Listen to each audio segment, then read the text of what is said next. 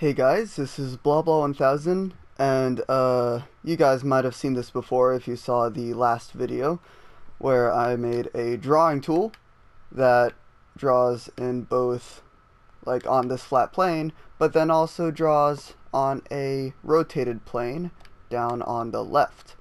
And it is one-to-one with very small differences that are mostly unnoticed, but they're definitely still there. But by popular request, I'm going to just briefly show how I did this. I'm not going to be recreating this, but I'm going to try my best to explain how it works and the logic behind it. So let's get started. So first thing you want to know about, just to make this easier to think about in your head, is X and Y axis and Z axis. So if you've ever taken a geometry class or just have been fooling around in 3D softwares, you'll know that there is an X and Y axis, and for 3D there's a Z axis for like graphing planes and stuff. So X axis does only left and right, Y axis does only up and down, and then Z axis does in and out. So just to reiterate, X axis is left and right, Y axis is up and down, and then Z axis, if you look on the left, is in and out. So basically what I did here was I changed the Y axis into the Z axis, so they're the same thing. But the x-axis stays the same on both of them. So to do this, all I did was I got a block and I just put a regular advanced mover on here, like making a top-down level. But then to track its Y and X position, I have a bunch of pistons hooked up on here, and they're all strength to zeros. So the pistons aren't moving around the block, they're just like tracking the movements and position of the block. And that's shown by this output. I have three of them here, just, I don't know, felt like it. So then after I got the position tracking of the block, all I had to do was wire the outputs of these up with the stuff over here. So I wired up the x-axis to the x-axis here, just to do left and right. These are the exact same things, but for the z-axis, it's you don't have a piston in LittleBigPlanet for the z-axis. Pistons only do x and y.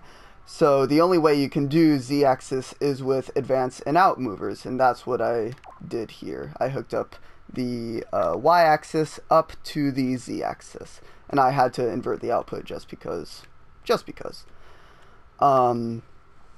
So that's literally how you do the tracking. It's easy as that. Tracking's pretty easy. Now you could wire directly the controls up to both and it'd work the same way, but just to have like an exact one-to-one position scale, like just so these guys don't get like desynchronized, I have it set up like this. So I basically just did the complex way of doing it. So now for the actual drawing part. So if you don't know how the LittleBigPlanet games work, by default they are set to what we call a 2.5 dimensions game. It's not 2D, but it's not 3D. So you have the Sackboy, which moves in X and Y axis, but then he can switch layers. And that's why you call it 2.5D, because it's not really 3D since you're always locked to an XY axis, but it's not just 2D because you have multiple planes. So for drawing, for one-to-one drawing, it's hard to do that because the blocks tend to want to lock to a layer. So to stop this from happening, let me just open up the logic here. This is the actual like ink, the little block that lays down when you draw.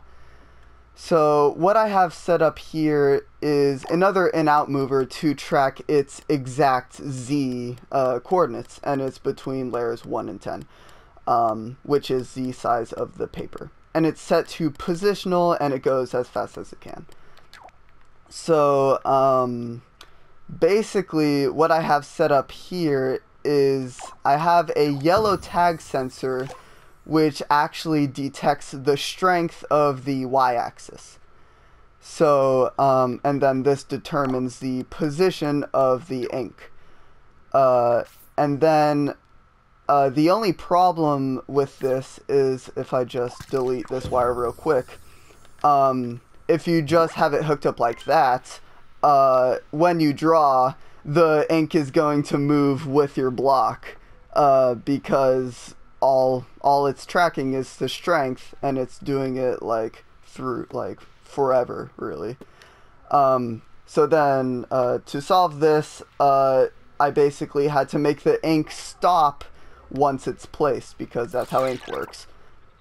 So to do that, I have this sequencer up here, and all this sequencer does is that it turns this off after, I think this is like 0.05 seconds. So it's on for like a split second, and then it turns off.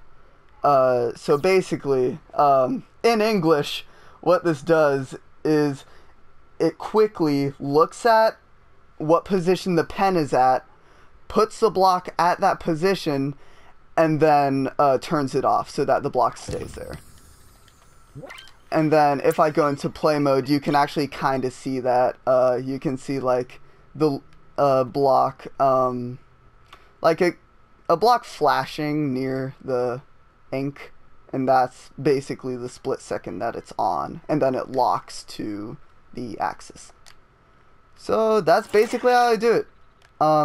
Honestly, the hardest part is the pen, to get those settings figured out. But everything else is actually pretty simple if you know basic geometry. So I might give this away in a level in case people want to use it for their own levels. But I think it's good to try to give it a shot and try to make it yourself, because it's really not that bad once you know how to, once you wrap your brain around it. So thanks for watching. Hope you enjoyed this. I know a bunch of people wanted to know how, like, especially to get the pen working. But yeah, that's how I did it. So thanks for watching, and goodbye.